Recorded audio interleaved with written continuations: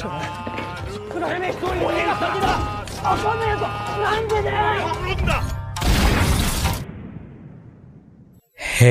welcome back to Sabisana Movie. Kali ini saya akan menceritakan sebuah film yang berjudul Asli Godwill. Film ini menceritakan seorang siswa yang bernama Sun. Dia senang memainkan video game bertema pembunuhan sadis.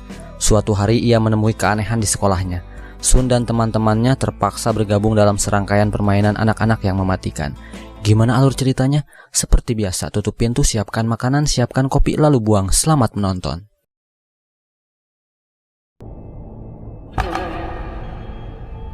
Di awal film diperlihatkannya siswa-siswi yang sedang mempertahankan nyawanya. Agar semuanya selamat, mereka harus menghentikan boneka kepala berwarna merah yang ada di depannya. Ia bernama Darumasan. Seperti permainan tradisional Jepang, di dalam permainan itu ada peraturannya. Semua siswa harus berusaha mendekatinya ketika Darumasan sedang membelakangi mereka dan sedang bernyanyi.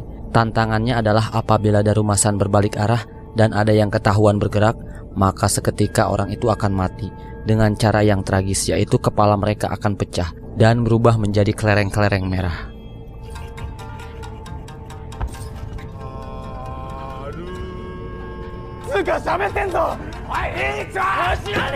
Singkat cerita, semua siswa yang berada di ruangan itu pun mati satu persatu, sehingga yang tersisa hanya dua, yaitu Sun dan Satake. Mau tidak mau mereka berdua harus menghentikan Darumasan. Agar nyawanya selamat, dua sahabat itu pun bersatu untuk menghentikan Darumasan dengan cara menekan tombol yang ada di belakang boneka itu. Namun mereka mempunyai waktu kurang lebih dari 1 menit. Jika mereka berdua gagal menekan tombol dalam waktu 1 menit itu, maka nasib mereka akan sama seperti teman-temannya yang mati. Karena Darumasan ketika waktu tersisa sekitar 5 detik lagi, Sun bertekad menekan tombol itu dengan cara berlari dan menginjak punggung Satake, lalu melompat ke arah Darumasan. Di detik-detik terakhirnya, akhirnya Sun berhasil menekan tombol itu. Ternyata usaha mereka tidak sia-sia. Akan tetapi Satake seketika itu mati karena Sun memberi jempol padanya, dan pada akhirnya yang selamat dalam ruangan itu hanya Sun saja.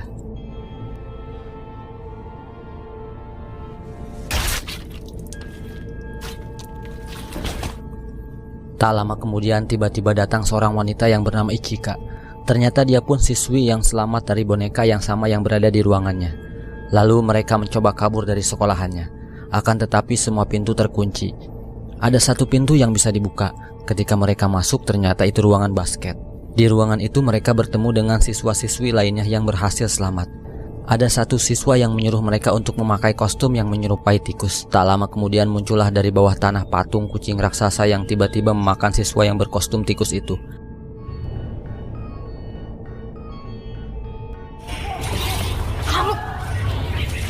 Game kedua pun dimulai. Di game ini jika mereka ingin selamat, mereka harus memasukkan lonceng kering yang berada tepat di leher si patung kucing itu. Lonceng tersebut ternyata memiliki waktu sekitar 9 menit. Lalu ada satu siswa yang hebat bermain basket. Ia pun mencoba memasukkan bola basket kering dan bola basket itu pun masuk. Karena kehebatannya, siswa tersebut melemparkan loncengnya ke arah siswa itu dan segera memasukkannya ke arah ring. Ketika lonceng tersebut hampir masuk, tiba-tiba saja loncengnya ditangkap oleh patung kucing itu. Lalu ia melempar balik ke arah siswa yang hebat bermain basket itu.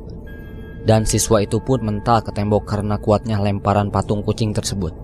Lalu Sun mempunyai cara agar cepat menyelesaikan gamenya. Ia mengajak Ichika masuk ke suatu ruangan untuk membuat 2 bola yang ditutupi kain. Bola yang dibuatnya itu salah satunya ada lonceng. Mereka mencoba memanipulasi si patung kucing. Kemudian mereka berdua memulai strateginya. Si kucing melihat bola yang dipegang Sun, terlihat bola basket, dan mengira yang dipegang Ichika adalah lonceng. Lalu Ichika pun segera melemparkan bola itu ke arah kucing. Si kucing langsung menghindari bola yang dilempar Ichika. Akan tetapi si kucing tertipu karena bola yang dipegang Ichika ternyata bola basket. Kemudian Sun langsung melemparkan loncengnya ke arah ring. Akan tetapi loncengnya malah tidak masuk dan hanya memantul saja. Beruntungnya ada satu siswa yang berada di atas kepala patung kucing yang bernama Takeru. Ia bergegas menangkap lonceng dan memasukkannya ke ring. Dan ia pun berhasil. Akhirnya game kedua pun selesai. Pada game itu yang berhasil selamat hanya mereka bertiga. Sisanya yang masih hidup dibunuh oleh Takeru. Ada berita di mana siswa seluruh dunia bernasib yang sama dengan Sun. Ada sebuah kotak besar yang melayang di atas kota Tokyo. Kotak itu adalah tempat siswa-siswi yang berhasil selamat dikumpulkan. Ketika Sun terbangun, ia syok karena bertemu dengan Takashi, teman SMP-nya. Tidak hanya di ruangan yang sama, Sun juga bertemu dengan dua teman lainnya. Dan game ketiga pun dimulai. Ada 4 patung yang masuk ke ruangan itu. Kali ini tantangan game itu adalah mata ditutup dan menebak siapa yang berada di belakang mereka. Setelah keempat patung itu selesai mengelilinginya sambil bernyanyi, lalu mereka harus menebak dengan waktu 10 detik. Yang pertama memulai game itu adalah Taira dan Tauka. Dalam permainan itu Taira salah menebak dan Tauka tidak menjawab sedikit pun. Kemudian waktu habis dan pada akhirnya mereka berdua pun mati karena gagal dalam permainan. Kini Sun yang bermain. Dalam permainan, Sun menebak dengan tepat siapa yang berada di belakangnya dan berhasil.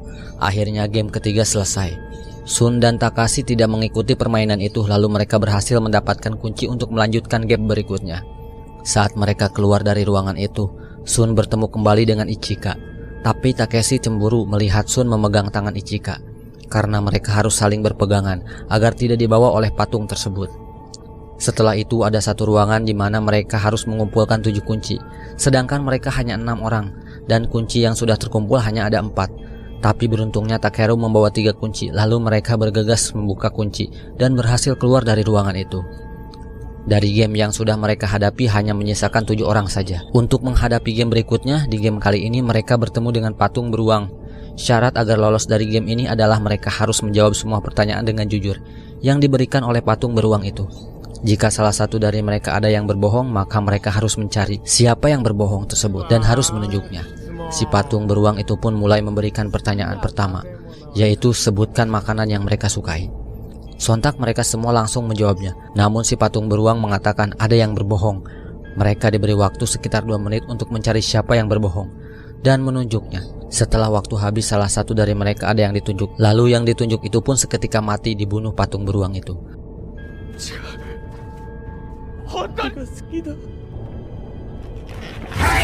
Lanjut pada pertanyaan kedua. Kali ini pertanyaannya cukup aneh. Apakah kalian suka pada Sun? Mendengar pertanyaan itu, Takeshi dan Takeru spontan menjawab iya. Namun selain mereka berdua yang ada di situ menjawab tidak. Kemudian lagi-lagi patung beruang mengatakan ada yang berbohong. Mereka pun diberi waktu yang sama seperti sebelumnya, yaitu 2 menit, untuk mencari siapa yang berbohong.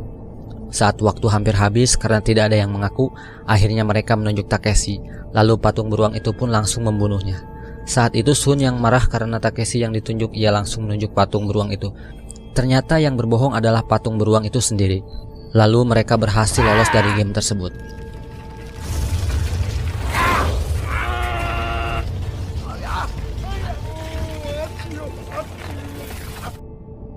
Untuk menghadapi game selanjutnya yang tersisa hanya 5 orang saja. Mereka pun memasuki game selanjutnya, yaitu game tendang kaleng.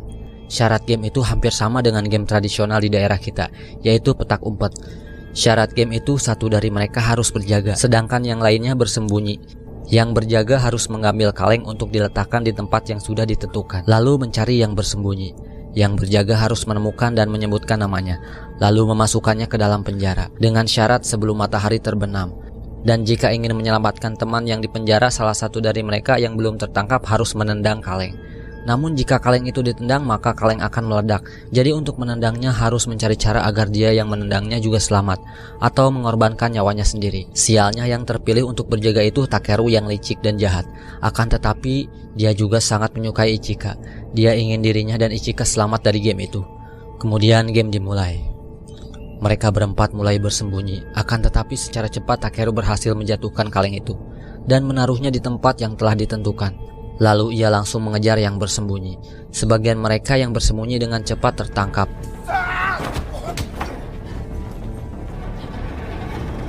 Singkat cerita, Sun dan Ichika yang berusaha bersembunyi, namun semua itu percuma, sehingga Ichika tertangkap. Kini hanya Sun yang lolos dari penjaga dan masih bersembunyi di sebuah gudang. Ketika itu Sun melihat ke arah baju besi. Ia pun mempunyai cara untuk menyelamatkan Ichika dan temannya. Sun lalu memakai baju besi itu dan keluar dari gudang. Takeri yang melihat dan mengira Sun akan menendang kaleng menggunakan baju besi bertujuan untuk menghindari ledakan kaleng tersebut. Namun dia salah, ternyata Sun bertujuan mengikatnya dengan rantai yang menjatuhkan baju besi itu. Lalu Sun naik dan berlari ke arah kaleng untuk menendangnya. Namun saat Sun menendang kaleng ternyata tidak meledak sama sekali.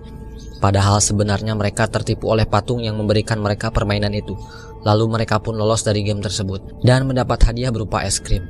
Mereka disuruh untuk menghabiskan es krimnya.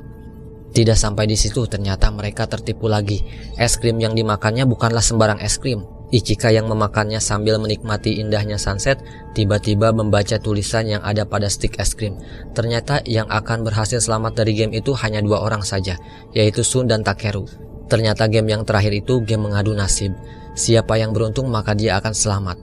Dan di akhir film pun, wanita yang Sun cintai mati.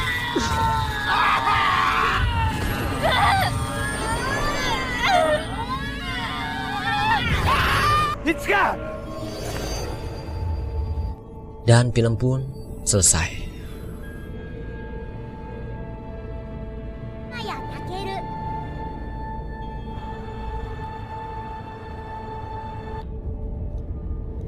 Kami